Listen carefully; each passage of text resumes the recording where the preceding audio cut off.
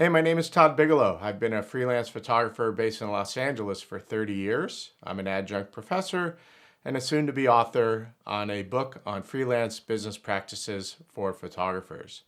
This is 2 Minutes with Todd, where I'm going to briefly discuss many of the business topics that freelancers face on an almost daily basis. Let's get into it. What I've discovered by talking and holding my workshop is that a lot of people don't quite understand what the work for hire contract really entails. So let's break it down very simply. In the profession, there's two types of photographers. There are employees and there are freelancers. We are a freelance dominated profession. Research has shown that, and it's continuing to grow. And we all know that staffs are shrinking. Okay, so what is this have to do with the work for hire contract, that there's employees and freelancers? It's actually at the heart of it. So as an employee, let's say you're a staff photographer someplace at a publication. As an employee, you don't own the copyright to your work.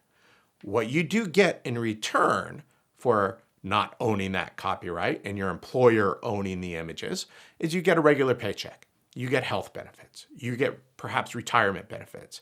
And at bigger publications, you're getting your gear provided to you and your computers provided to you and your software provided to you and all the things that freelancers have to pay for, right?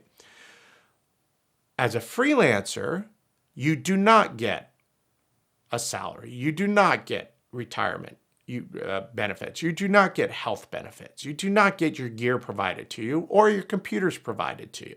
You don't even get your CF cards or SD cards are provided to you, right?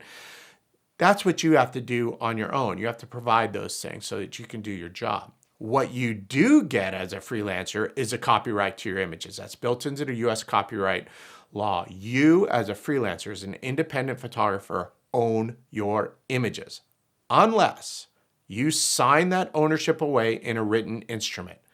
That's a work for hire agreement.